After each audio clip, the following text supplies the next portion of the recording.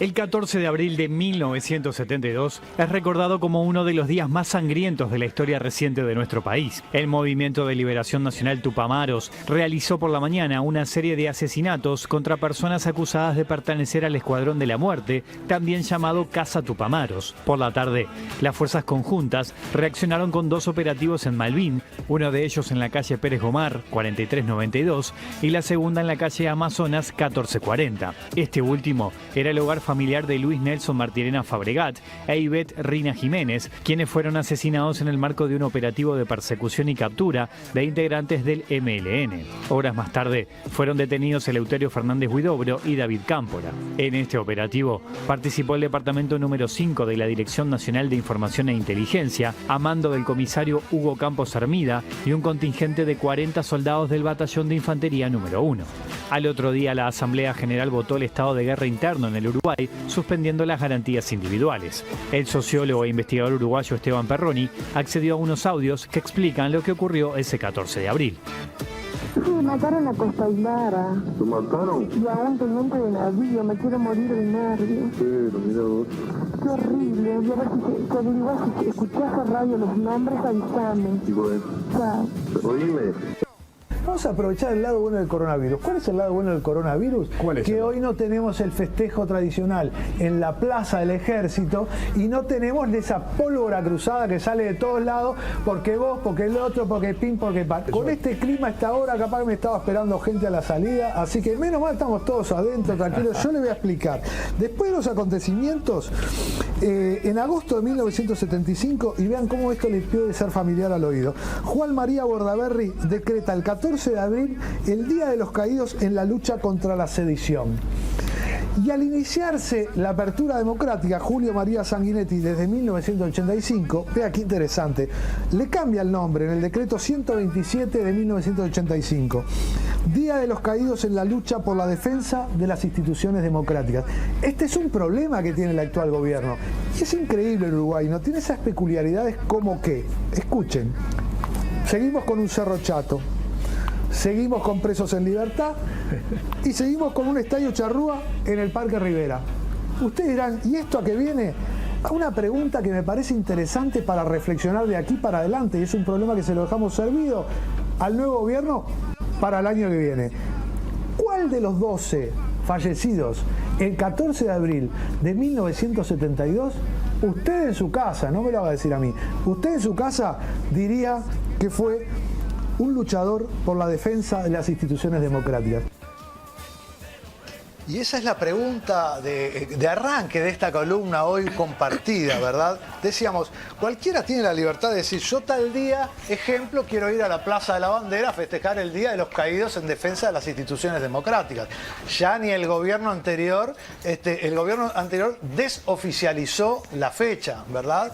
Pero la pregunta a nivel histórico, porque de algún modo esto sigue pasando todos los 14 de abril. Entonces llega un momento que uno dice, bueno, ¿hasta cuándo? ¿Cuándo nos vamos a poner de acuerdo en cuáles fueron los acontecimientos históricos?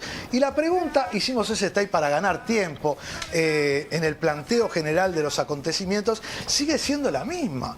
¿Cuál de los 12 fallecidos en esa jornada fue un defensor de las instituciones democráticas?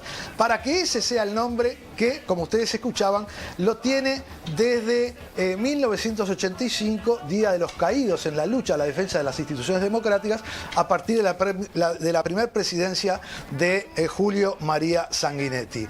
Memoria completa, lo tienen ahí el título, esta es la intención, memoria completa para la batalla del 14 de abril de 1972.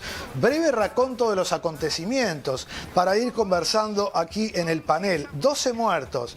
De los 12 muertos, les voy... 12 muertos fallecidos, asesinados de un lado y de otro. Muéstrele ahí, Diego, en principio, un dato anterior. El juez Ricardo Percivale, y esa sí es una novedad absoluta de Buscadores, yo estuve rastreando en la mañana que no me la quemaran, y creo que estoy diciendo una novedad absoluta. Ricardo Percivale toma a fondo la investigación de los acontecimientos del 14 de abril y de muy buena fuente lo que seguramente va a ocurrir con los resultados de esa investigación es que a partir del año que viene, el 14 de abril tendrá un nombre o no tiene ninguno o tendrá un nombre que tenga que ver realmente con los acontecimientos. Porque la pregunta es retórica, capciosa, como quieran. Ninguno de los 12 fallecidos, repasen la historia. Bueno, en fin, Amazonas 1440 acá. Lo muestro solo una vez, y los audios del ocaso, que también lo tengo por acá. Repasemos la historia y ninguno, los ocho fallecidos del MLN, no creo ni que el MLN lo reivindique en esa dirección. Y les quería mostrar los otros 4, 8 del MLN, 4 del no todos del Escuadrón de la Muerte. Mostrale ahí, Diego, para hacer simplemente un raconto histórico bien documentado. Los 3 primeros que usted está viendo, Armando Acosta y Lara, Moto y Delega, eran objetivos del MLN porque integraban muy activamente el Escuadrón de la Muerte. Leite es un efecto, con respeto, una especie de efecto colateral. Supongo que la familia de Leite se habrá acogido a la ley de restitución de las víctimas en distintos acontecimientos de grupos armados que se votó el año pasado, recuerdan, en el gobierno del Partido Nacional. Pero Leite no era un objetivo, ¿verdad? ¿Cómo empezó esta batalla? Esto sí es una cuestión histórica bien interesante. La batalla para algunos, pero no es Perroni, créanme que hay una treintena de investigadores con mucho más prestigio que el de Esteban Perroni que coinciden en estos acontecimientos. Es preocupante a veces, teniendo tanto documento delante, como nadie se sienta 10 minutos a leerlo. O sea que no armo esta historia, recojo lo que dicen otros, que la batalla podría haber empezado con la llegada de Dalmitrione al Uruguay, ¿verdad? El asesor, y más que asesor, director de servicios de seguridad y defensa compartidos por el gobierno de los Estados Unidos con el gobierno uruguayo a partir del Ministerio del Interior y de la Dirección Nacional de Información e Inteligencia, con estos escuadrones creados específicamente para para este cometido. Vean un dato que no se sabe mucho.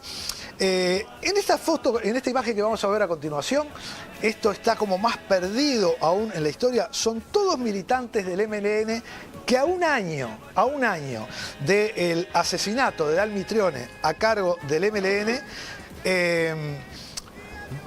no digo que para festejar, para recordar por la oposición, fueron a Velayala, 17 de julio del 71, Manuel Ramos Filippini, que casualmente es el que sí coincide su fecha de asesinato en el 71 con el año del asesinato de Dalmitrione. Vean toma y daca, ida y vuelta que se venía dando, no entre el ejército, entre el Escuadrón de la Muerte, formado, como les decía recién, por los cuerpos inteligentes de Dalmitrione, y el MLN.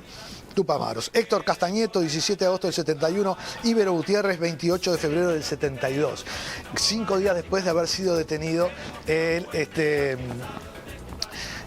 fotógrafo, será solo el fotógrafo del Escuadrón de la Muerte, Nelson Bardesio. Y bueno, hay que hacer historia, porque si no estamos repitiendo cosas que no son, que quisiera no adjetivarlas. A partir de la información del comisario Miguel Ángel Benítez Segovia, que fue, fue el que le pasa la información a Huidobro, y Huidobro se la da a Ernesto González Bermejo, el literato, y se la lleva a Chile, a Costa Gabras, Estado de Sitio, una película muy interesante para conocer sobre la historia uruguaya.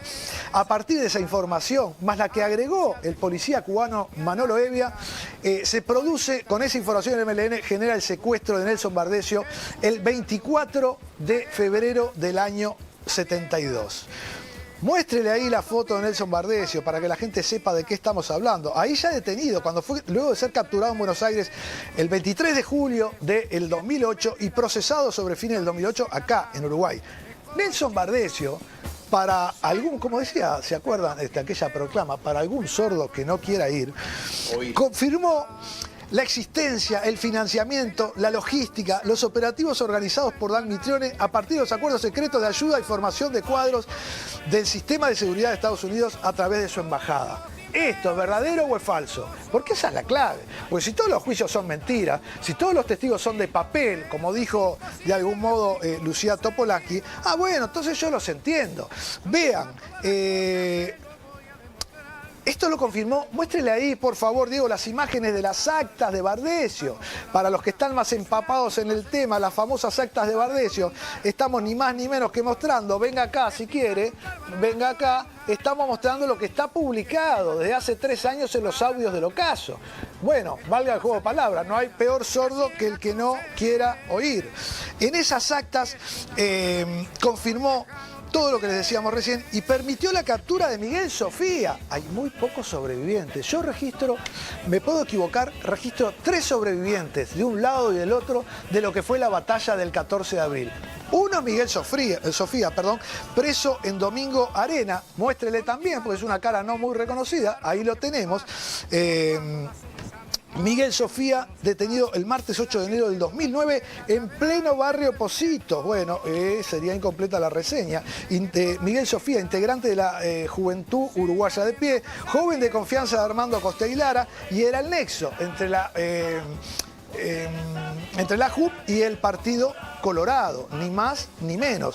Luego diplomático en Estados Unidos con Pacheco de embajador. De todo. Y vean ahí un dato bien interesante que conversábamos en la previa, ya confirmado por búsqueda a partir de una fuente de información que la volcamos, y agradezco el momento para decir que todo esto es posible a la película Compartimentados, abril 1972, bajo la dirección de Federico Valdés, que esperemos que salga el año que viene, que nos ha volcado y nos sigue volcando esta información, mucha la veremos a continuación, no puedo dejar de agradecerlo, y nos ha permitido traer hoy, a partir de esta primicia que les decía, de que puede ser cambiado el nombre de fecha, nos autorizaron a traer sobre todo 2 o 3 perlas que veremos a continuación. Ese era Miguel, es Miguel Sofía. Bardesio, los invito a reflexionar ahora sobre el caso Bardesio. ¿Quiere hacer alguna pregunta, Chico? No, lo estoy escuchando con atención. Avanzamos un poquito más. Sí. El caso Bardesio es enigmático, bate todos los récords de la historia y va a estar en la historia. Después, en la historia de Uruguay. Después, si quiere, lo puede negar o no. Tiene la misma importancia que Larrañaga, que Otorgué, que Sarabia. Puede tener gente que lo quiera tanto como quieren a ellos y otros que no tanto. Batió todos los récords y en esta Semana Santa el ejemplo vale. Si Judas negó a Cristo 2 veces, Bardesio todo lo contrario. Confirmó las actas 5 veces. Documentos históricos, señores, se los paso a quien quiera y les hago el raconto. Primera vez que confirmó las actas, recuerdo que las actas de Bardesio fue detenido en una de las cárceles del pueblo. La gente comúnmente dice la cárcel del pueblo, había varias cárceles del pueblo. En una cárcel del pueblo confirmó, bueno, se sabe, es una charla que tuvo con Rosenkopf, en la cual durante días escribió todas estas historias y cómo operaba el Escuadrón de la Muerte. El 24 de abril de 1972, lo confirmó ante Gutiérrez Ruiz. Un secuestro muy recordado, ya lo sabe todo el mundo. El secuestro fue simulado, digo por la duda, no digan que lo dije acá, pero lo sabe todo el mundo. Fue un secuestro simulado a Gutiérrez Ruiz para que fuera a hablar con Bardesio y que le confirmara si el contenido de las actas había sido sacado bajo tortura o no.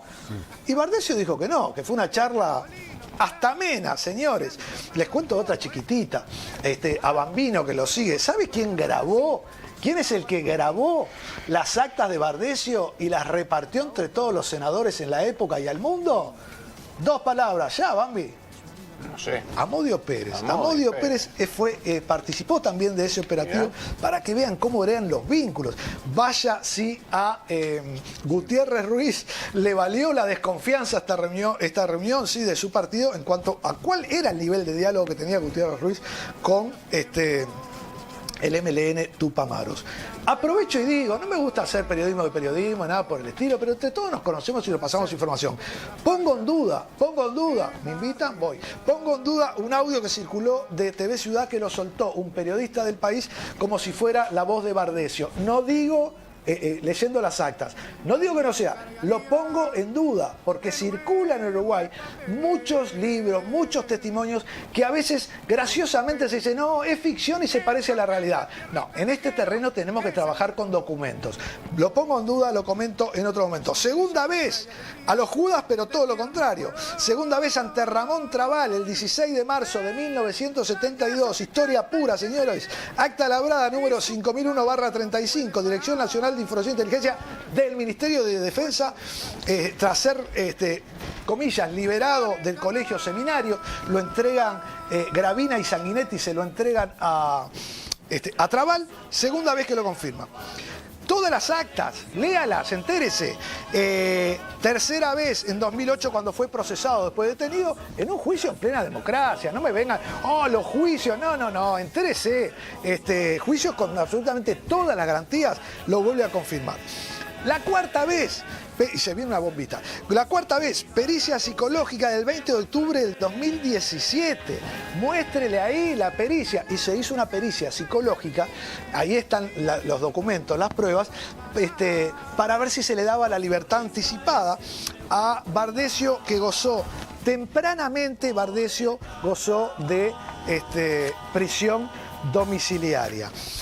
En esta línea quiero leerles sobre esa pericia algunos pedacitos publicados acá en los audios del ocaso que no tienen absolutamente desperdicio. Y arranco por una que ya se las comenté en otra oportunidad, que es cuando relata, bueno, no me viene a mano ahora, pero le relata a la psicóloga que el sueño de él era ser James Bond, ¿no? En esos términos, tratando de pedir la libertad anticipada, mal asesorado. Continúa expresando, pedacito, leo los audios del ocaso. A Castañeto lo llevan en un bote manejado por el capitán de navío Jorge Nader.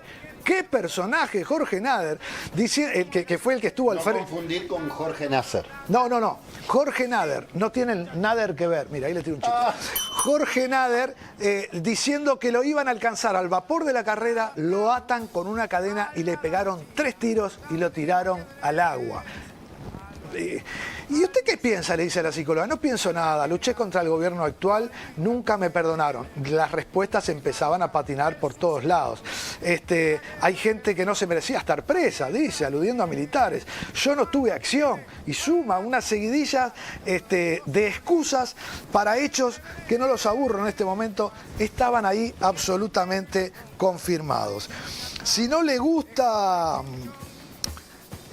¿cómo es la sopa? 2 platos. 5.º plato de sopa imperdible. ¿Saben a quién más le confirmó de que en algo raro andaba? Vea. ¿No, señor Bardesio, por favor? Sí. Le habla Alberto Silva y Nelson Caula. Le habla Nelson Caula y Alberto Silva. Somos periodistas, queremos conversar brevemente con usted. Yo creo que no es momento.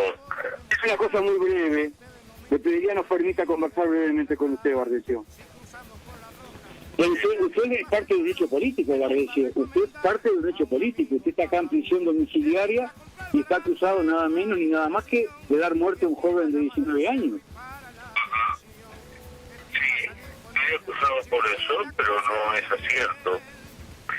Y entonces ¿cuál es su verdad? ¿Cuál es su verdad, Bardesio?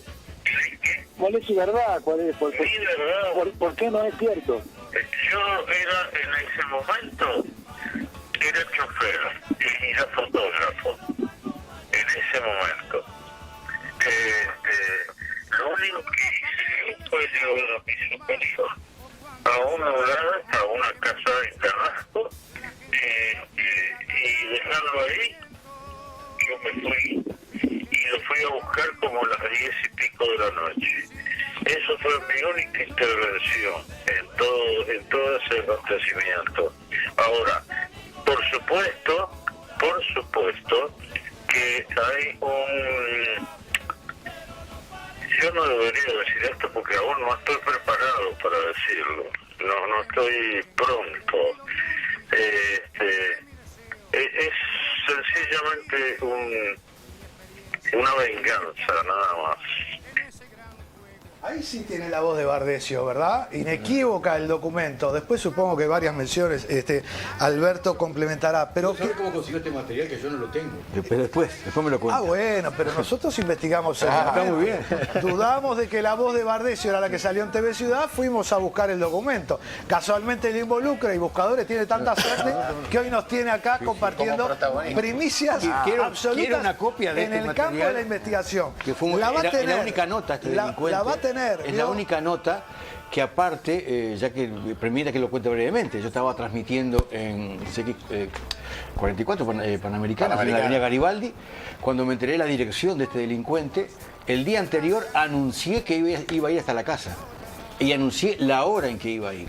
Salí de la radio, fui por la avenida Garibaldi y en la medida que iba avanzando, iba gente acompañándome, terminó siendo una pequeña manifestación y terminamos en los apartamentos, en el domicilio de este delincuente y lo entrevisté, no nos permitió subir, hablamos por el intercomunicador y fue la única nota que se pudo obtener, pero después pedí una copia, pero yo no la tengo.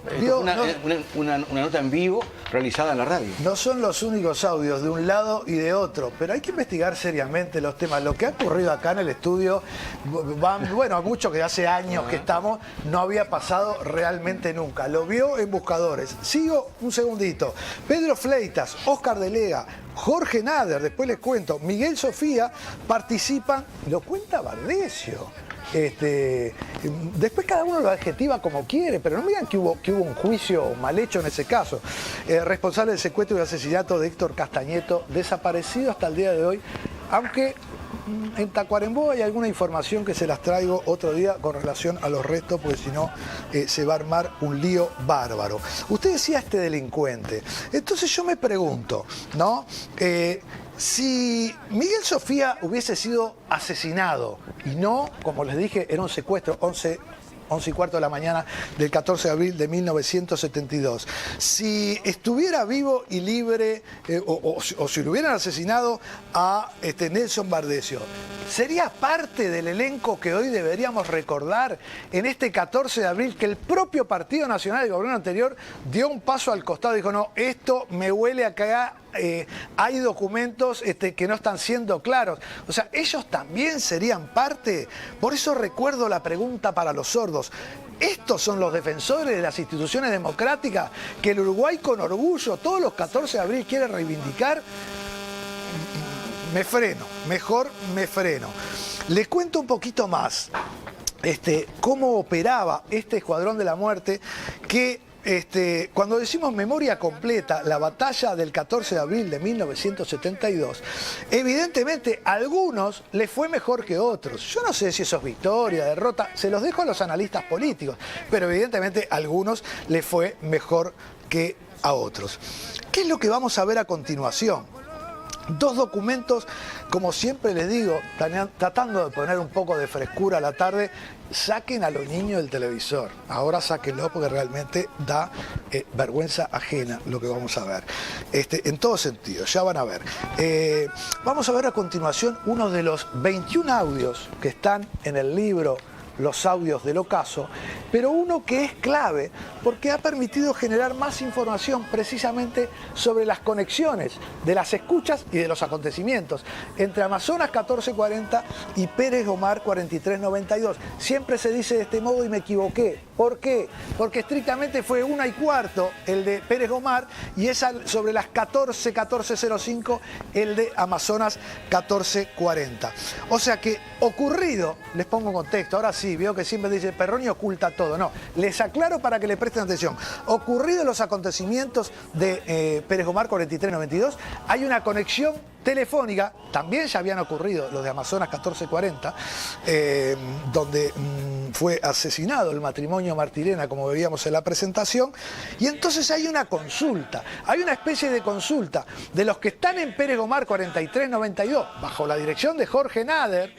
Yo a veces escucho con asombro que algunos periodistas avesados le llevan a un entrevistado, también, no doy nombre para no ganarme lío, y le pregunta, esto que vamos a escuchar a continuación desde Amazonas 1440, ¿esta es la voz de Nader?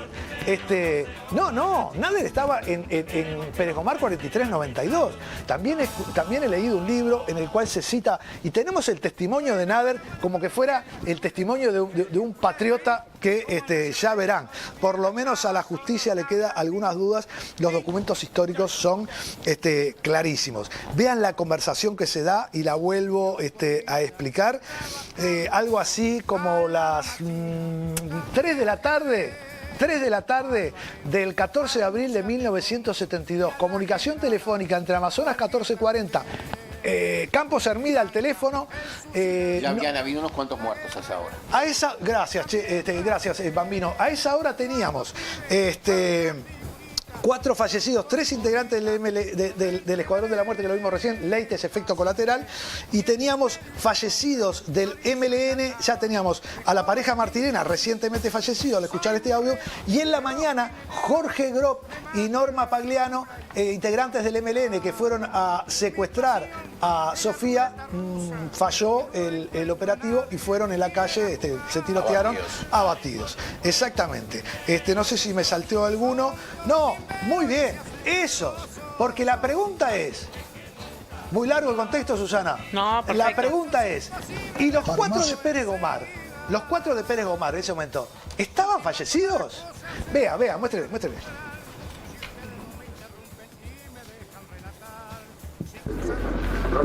No, sí. Al parecer, está comunicando a Candame la Jala entre... No, dejarlo no. Dejarlo, pero herido. Herido no, herido grave no.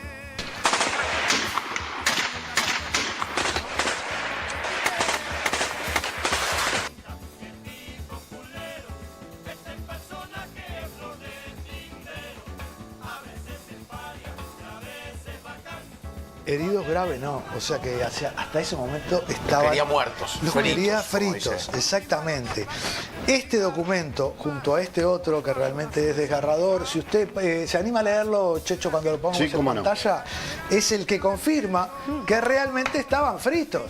No. Los 4 nombres que los voy a dar previo a esta lectura, permiso, Checho, Candán Grajales, Armando Blanco Catraz, Gabriel Schroeder, Carlos Rovira, todos integrantes del MLN, ¿verdad? Igual que los 4 anteriores que le mostré, que el último fue el que les contaba, Bela Yada, Ramos Filippini, todos integrantes del MLN, porque esa parte de la historia no se ha dicho. Es más, el acontecimiento, Pérez Gomar 4392, fue en la casa de la familia Rovira. Escritores muy buenos, investigadores muy buenos, que siguen sin haberse enterado que toda la familia Rovira pertenecía al MLN Tupamaro. Está absolutamente documentado. Inclusive, quien oficiaba como de chiquilín, amigo, estudiante de medicina, el caso de Carlos Rovira. Vean este testimonio que le va a leer Checho, lo que está escrito en rojo, para darle veracidad a si estaban fritos o si estaban heridos graves. Vean lo que comenta. Ahí la madre, ya te doy, la madre de Armando Blanco Catraz, entrevista que nos facilitó de modo exclusivo, compartimentados, pero que la hizo concretamente la investigadora Clara Aldrigui a la mamá de Armando Blanco Catraz. Vean lo que le dijo. Dice, el 14 de abril de 1972 me enteré de la muerte de mi hijo a las 11 de la noche por la radio. Hasta el otro día no pudimos retirar el cuerpo. Estaban allí, en fila, Candán, Gropp, Schroeder y Armando. Tenía el brazo destrozado y los testículos llenos de sangre. Nos abrazamos con ese chico llorando y lo trajimos a casa, pero no era él, era Rovira Grieco. Estaban tan destrozados a golpes que no era posible reconocerlos. Vino más tarde el tío de Rovira a decirnos lo que había pasado. Ahí nos dimos cuenta. Mi hijo tenía 11 balazos. Tenía la cara aplastada por una bota. Los tiraron contra la pared. Después de muertos se ensañaron con ellos a golpes. Qué interesante para reflexionar, ¿no? Estos son los defensores de las instituciones democráticas del 14 de abril. ¿O serán otros? No sé, los que van a la plaza que nos digan, que hablen, a quién le están rindiendo de algún modo homenaje. Y confirma la validez documental de ese audio anterior, que también algunos periodistas lo tiran, como dicen, mirá lo que pasó. Pero explíquenle a la gente lo que pasó. Realmente los pidió fritos Campos Hermida. No puedo agregar más nada de eso, y agradecer los testimonios que nos facilitaron. Yo quiero sumar un insumo más a este debate, porque hace algunas semanas entrevisté al candidato a la Intendencia de Montevideo por Cabildo Abierto, Roque García, y tomé algo que él había dicho en su canal de YouTube, que es que no existió el Escuadrón de la Muerte. Él además dice que los desaparecidos en dictadura fueron un puñadito, dice. Bueno, yo le recuerdo esto. Y él me dice, cuando dije que son un puñadito, aclaré Dixit Topolansky, y sí te lo digo ahora, en Uruguay no existió el Escuadrón de la Muerte. Esto es antes de la dictadura, estamos hablando del 70 y pico, ¿no?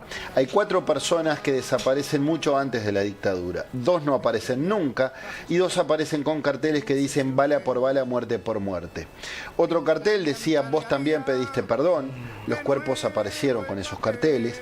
A ese entonces los tupamaros habían matado a 19 policías y los 4 habían sido acusados de matar policías, pero ninguno de ellos había sido procesado. Entonces, ¿qué es lo que te dice cualquier análisis forense? Sigue Roque García. Fueron policías porque le venían matando a policías, pero no era un escuadrón de la muerte. ¿Por qué? Porque el escuadrón de la muerte es el nombre que se le da en ciencia política a un grupo que mata enemigos políticos. Aquel de República Dominicana dijo, en referencia a Rafael Leonidas Trujillo, señalaba a uno y lo mataban, pero porque era un enemigo político. En Uruguay no hubo un escuadrón de la muerte porque los 4 fueron 4 pobres locos, no mataron líderes o políticos de izquierda. Un escuadrón de la muerte es una organización secreta bajada por el Estado, tipo la AAA en Argentina, que la bancaba Perón con plata del Ministerio de Desarrollo Social. Ahí sí, porque era controlado por el Estado, pagado por el Estado y con un fin político. Es muy probable, y también lo digo en mi canal, que un grupo de policías se haya organizado y haya dicho, a este lo limpio, a este otro también. Porque los policías sabían que sus camaradas habían sido interrogados antes de ser asesinados. Por eso es muy probable que hayan dicho bala por bala, muerte por muerte, y vos también pediste perdón. Es decir, es una venganza personal. Al tipo no lo mataron por ser del MLN, ni por ser comunista, ni por su ideología. No lo mataron por sus ideas políticas. Lo mataron porque había matado policías. Es venganza. Decir que hubo un escuadrón de la muerte es una falsedad, porque si no los asesinados serían líderes políticos de oposición. Y eran 4 militantes de base de izquierda que habían matado a 2 policías, o que los funcionarios policiales pensaban que habían matado policías. El ejército no tuvo nada que ver y todas estas operaciones terminan cuando las Fuerzas Armadas empiezan a actuar. Dice Roque García. Sí, si usted me permite, en la perspectiva de una investigación histórica, si Roque García presenta esa monografía en cualquier ámbito académico, lo mandan a febrero directamente y le piden que en febrero no se presente porque lo va a volver a perder. Cualquiera puede venir a inventar una historia. Lo que tenemos que tener es documentos. Solo un comentario. El propio Escuadrón de la Muerte se autodenominaba Comando Casa Tupamaros Óscar Burgueño. No sé si le erro al nombre. Pobre Burgueño no tuvo nada que ver. Fue una bala, una víctima que no tiene nada que ver, y le agarraron el nombre porque murió en la toma de Pando. Tiene 200.000 cerros históricos que se me va todo el programa en contestarle a alguien que quizás sea un muy buen candidato a la intendencia, pero en un curso de historia no lo puede aprobar. No lo puede aprobar. Directamente no estudió. Bajada de la columna, señores. ¿A qué van los hombres de lente? Van de lentes negros el 14 de abril, no sé, ahora voy a ver las imágenes después. Bueno, es lo que nos venimos preguntando. ¿Cuál de estos 12 fueron defensores de las instituciones democráticas? ¿A qué van? Muéstrele ahí, Diego, muéstrele ahí. Vamos a refrescar un poco en esta bajada de la columna. Vio los lentes negros ahí atrás y vio algunas personalidades políticas que realmente uno dice, opción 1, no están enterados de la realidad. Opción 2, están enterados pero la niegan. Opción 3, yo no sé a qué van. Pero bueno, lo dejo planteado para los que hacen politología. Yo soy sociólogo y con algunos vicios de investigador histórico. Simplemente recuerdo que en esta lógica documentada, si Bardesio y Sofía hubiesen sido muertos el 14 de abril, entonces el 14 de abril de este año seguiríamos yendo a celebrar y recordar a los defensores de las instituciones democráticas, de un lado y de otro. Muéstrele ahí, Diego. Por eso generó también, le pone los pelos de punta a la izquierda, a muchos sectores de la izquierda uruguaya, amague de declaraciones de Lucía Topolansky, que en ese momento, en el 14 de abril, tuvo que ver, pero después no vio más nada. El grueso de los desaparecidos, en eso sí coincido, son de la dictadura militar en adelante. Si no ordenamos la historia, es imposible tomar partida, y sobre todo pienso en discúlpenme la expresión poco académica, en el pedo mental que se le generan a las nuevas generaciones. Porfa, un documento mínimo, ¿qué habrá en esos silencios?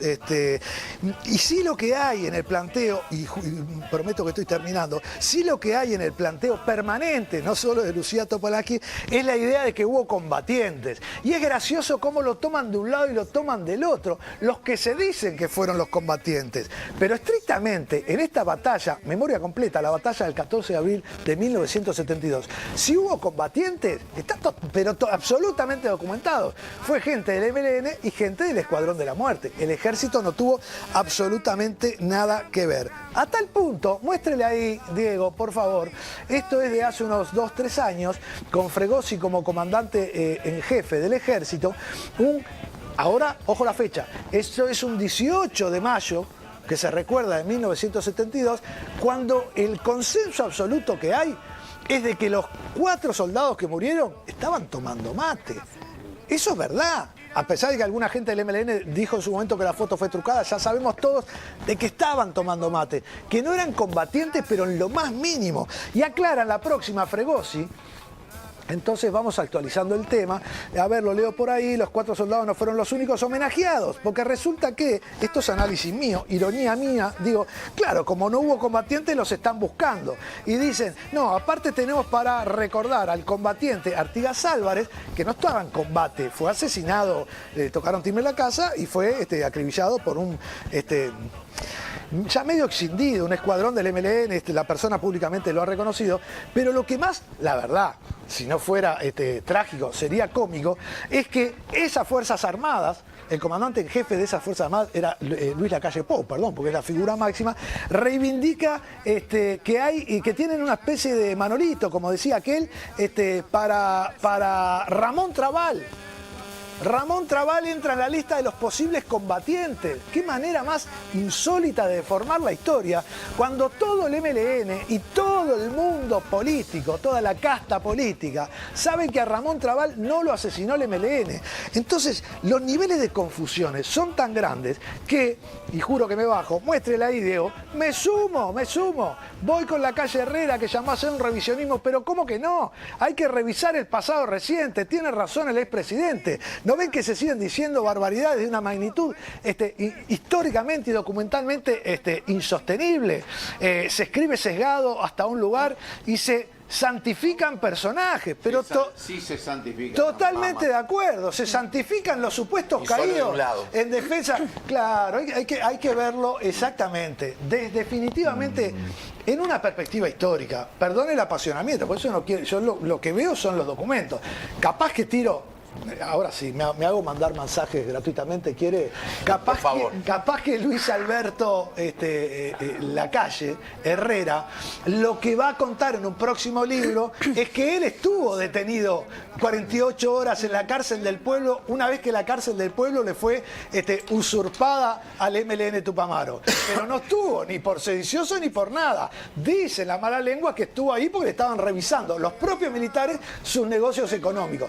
Si es esa la línea, pero le escribo el libro.